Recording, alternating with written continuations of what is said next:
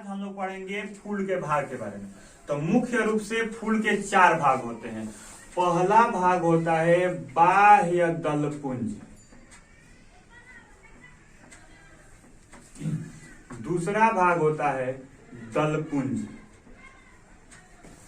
तीसरा भाग होता है पुबंग और चौथा भाग होता है जयांग।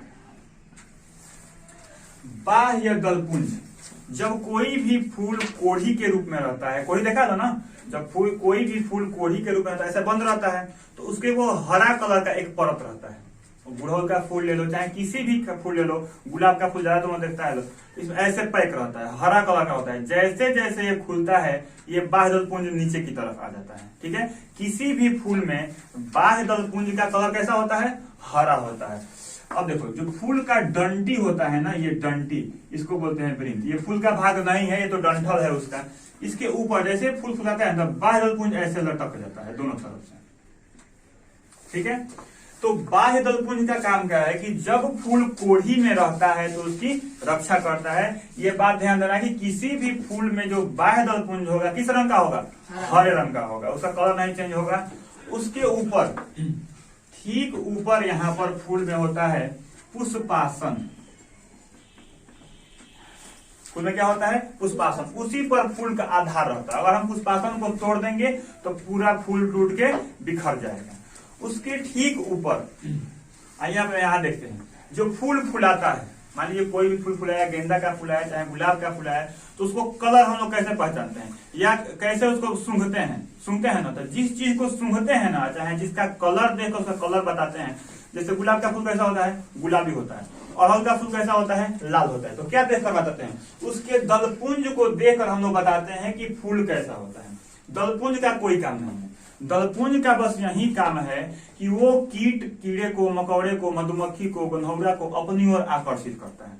तो 3 तरीका से आकर्षित करता है। उसमें पहला तरीका होता है रंग। किसका रंग? दलपुंज का। तो जितना भी फूल दिन में फुलाता है ना, उसका रंग अच्छा होता है। वो क्या करता है कि रंग के चलते मधुमक्खी को, कीड़ा मकौड़ा को अपनी ओर आकर्षित कर लेता है। अब मानिए कि रात को फुलाया, रंग बिरंगा हो गया, तो क्या फायदा है? कोई फायदा तो है नहीं।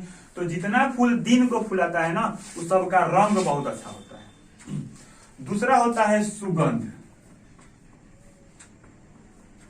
सुगंध यानी कि जितना फूल रात को फुलाएगा, जैसे में रात रानी हो गया, रात रानी अच्छा सुगंध देता है। तो रात रानी का फूल वो सुगंध इतना अच्छा देता है कि रात को फुलाएगा ना, तो उसका कीड़ा मकौड़ा सब झुकेगा और उसका चूसेगा, उसका परागकण इधर से उधर सब कर देता है। और तीसरा होता है मकरंद। तीसरा होता है मकरंद। ये मकरंद जो होता है ना, वो यहीं पे मकरंद ग्रंथियां होती है। जितना भी फूल होता है सब में मकरंद ग्रंथियां होती है। और वहीं से मकरंद जब ये छोड़ेगा तो वहां पे अच्छे अच्छे कीटाणु दूर दूर से, इस मकरंद का सुगंध दूर दूर तक जाता है। वहां से आते हैं पक्षी वगैरह आते हैं और उस मकरंद को चूसते हैं, और चूसने के बाद उसमें परागकण की क्रिया होने लगती है। तो दलपुंज का बस यही काम है कि वो अपने सुगंध से और रंग से क्या करता है? कीड़ों मकोड़ों को अपनी ओर आकर्षित करता है। उसके बाद होता है पुमंग। पुमंग का कहने का मतलब हो गया पुरुष। पुरुष यानी कि नर भाग। फूल के नर भाग को क्या कहते हैं हम लोग? पुमंग कहते हैं। देखिए वो कहाँ होता है पुमंग? जैसे हम लोग का फूल हो गया, फूल के ऊपर ये पुष्पासन हो गया, इधर बाह्य दलपुंज सब लटका हुआ है। ठीक है, तो पुमंग जो होता है ना, ये होता है,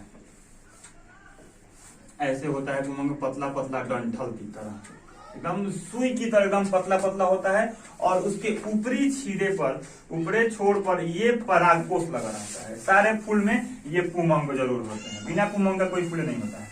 तो उसमें इसको बोलते हैं हम लोग पुंकेसर। जो पतला सुई की तरह दिखाई दे रहा है उसको क्या बोलते हैं? पुंकेसर। और ये होता है हम लोग का परागकोष। ये होता है परागकोष। और इस पे छोटे छोटे जो बिंदु की तरह जो हम बना रहे हैं वो है परागकण। ये फिर समझा दे रहे हैं कि ये फूल का नर भाग है। इसको क्या बोलते हैं? जो सुई की तरह है पुंकेसर। ये हम लोग का परागकोष, और जो इस पर बिंदु बिंदु करके है वो है परागकण।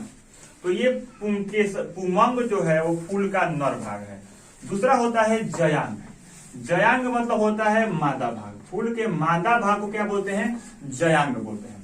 तो ये हम लोग का पुष्पासन है। ये क्या है? पुष्पासन। पुष्पासन के ठीक ऊपर यहाँ पर एक लोटे की तरह होता है, इसको बोलते हैं अंडाशय। इसको बोलते हैं अंडाशय। और अंडाशय से ऐसे निकल करके, अंडाशय से निकलेगा तो इसको बोलते हैं वर्तिका। इसको बोलते हैं वर्तिका। और सबसे जो ऊपरी छीड़ा होता है उसको बोलते हैं वर्तिकाग्र। तो फूल के मादा भाग में भी 3 गो भाग होता है। पहला होता है अंडाशय, जो पुष्पासन के ठीक ऊपर रहता है।